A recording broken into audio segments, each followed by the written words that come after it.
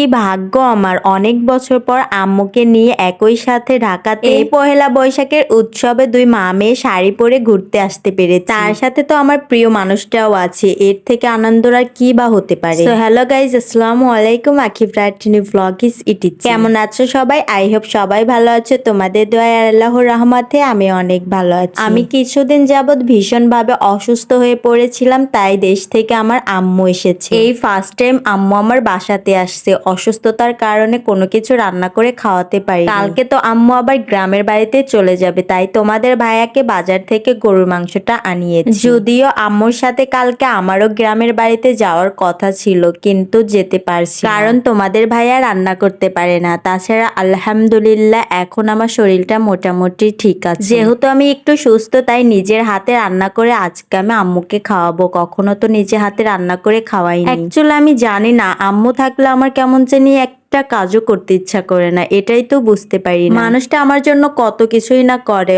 অথচ আমি তার জন্য কিছুই করতে পারি না। এই তো গরু মাংসটা হাতে মাখিয়ে চুলায় তো বসিয়ে দিয়েছি। গরু মাংসটা প্রায় হওয়ার দিক, এখন আমি পোলাওটাও রান্না করে নিব। আমি তো অনেক ভাবে আম্মু যখন থাকবে তখন আম্মুকে একটা কাজও করতে দিব না, সব কাজই আমি করব। কিন্তু আম্মু যখন থাকে তখন তো আমার হাত পাই নড়তে চায় না। ভেবেছিলাম গরু মাংসের সাথে চিতই পিঠাটা বানাবো, কিন্তু সময়টা পাওয়া যাবে না, তাই আমি পোলাওটা রান্না করে নিব। আজকে তো পোলাওয়ের বেরেস্তাটা আগে উঠিয়ে রাখিনি, চাউলের সাথেই ভেজে নিচ্ছি, মিশিয়ে রান্না করব। ফ্রিজে তো খাসি মুরগির মাংসও ছিল, তাই ভাবলাম যে খাসি মুরগির মাংসটুকু রান্না করে ফেলি। মুরগির মাংসটাও তো আমার প্রায় কষানো হয়ে গেছে, এখন আলুটা দিয়ে আমি ঝোলটা দিয়ে দিব। খুবই তাড়াহুড়া করে রান্নাটা শেষ করে নিয়েছি, এখন সবাই মিলে একসাথে খেতে বসে যাচ্ছি। টেবিলে তো সবার একসাথে জায়গা হবে না, তাই আমরা বিছানাতেই বসে গিয়েছি। আর আম্মু তো বিছানা চাদরটা ধুয়ে দিয়েছে। অবশ্য আরো বিছানা চাদর আছে, তবে বিছানোর সময়টা পাওয়া হয়। আমরা তো সবাই খেতে বসে গিয়েছি, অথচ আমার আম্মু এখনো খাওয়ার জন্য প্লেটই খুঁজে পায়নি। আম্মুর প্লেট খুঁজতে খুঁজতে এদিকে দেখো আমার খাওয়াটাই প্রায় শেষ হয়ে গেছে। তাছাড়া আমার রেডি হতে তো অনেক সময় লাগবে, তাই আমি আগেই খেয়ে নিয়েছি। আম্মুকে তো বললাম তোমরা এখন খেতে থাকো, আমি ওদিকে রেডি হতে থাকি। আবার রেডি হতে যদি দেরি হয় তোমরাই আবার আমাকে বকাবকি করবা। রেডি হয়ে সবাই মিলে একসাথে বের হতে লাগছিলাম, ওই সময় আমার একটা জিনিস নেওয়ার কথা খুব মনে পড়ে গেল। শাড়ির সাথে যদি ব্যাগ বা কোনো পার্স না থাকে তাহলে কিন্তু ভালো লাগে না, তাই আমি একটা ব্যাগ ছিল, সেই ব্যাগটা আমি কাঁধে নিয়ে দেখছিলাম শাড়ির সাথে মানায় কিনা। খুব সুন্দর মানিয়েছে, তাই আমি এই ব্যাগটাই নিয়ে নিয়েছি। তবে ব্যাগটা একদমই খালি ছিল। তোমাদের ভাইয়াকে বলছে ব্যাগে কিছু দিয়ে দিতে, কিন্তু সে দিল না। কি আর করার, এই তো শয়তান বেড়ার সাথে আমি রিলস ভিডিও বানাতে চাচ্ছিলাম, কিন্তু বেড়াই তো পারেই না। তাই আমি একা একা হেঁটে হেঁটে রিলস ভিডিও বানাচ্ছিলাম। এই রিলস ভিডিও গুলা কেমন হচ্ছিল, হ্যাঁ পরে অবশ্য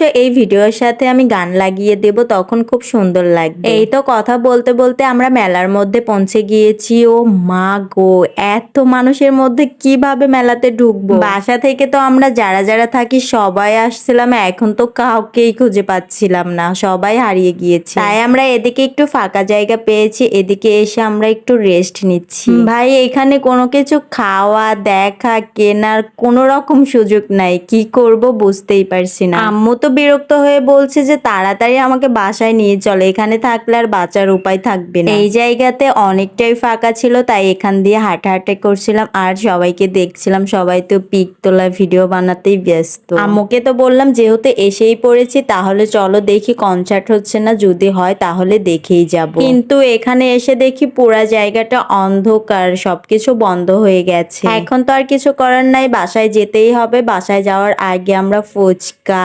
আইসক্রিম, পাঁপড়, ঠান্ডা পানি আর আচারটা খেয়ে বের হয়ে গেছি, কিন্তু ওইগুলার ভিডিও করতে পারিনি। ওইখান থেকে আবার কিছু জিনিসও কিনে নিয়ে এসেছি। এই তো একটা ছোট্ট কিউট গোল চামচ নিয়ে এসেছি, তার সাথে ভাজা পোড়া তেল থেকে ছাকার জন্য একটা ছাকনি নিয়ে এসেছি, আর এই ছাকনা দিয়ে বুইন্দাও বানানো যায়। বৈশাখী মেলা থেকে যেটা না আনলেই নয়, একটা হাত পাখা নিয়ে এসেছি আর মাজু। তো এখন আমি হাত পাখা দিয়ে বাতাস করতে থাকি। তোমরা এরকম আরো নিউ ভিডিও পাওয়ার জন্য আমার চ্যানেলটিকে সাবস্ক্রাইব আর পেজটাকে ফলো করে রাখো। এই পর্যন্ত শেষ করছি। Thank you so much. ভালো থাকবে সবাই, আল্লাহ হাফেজ।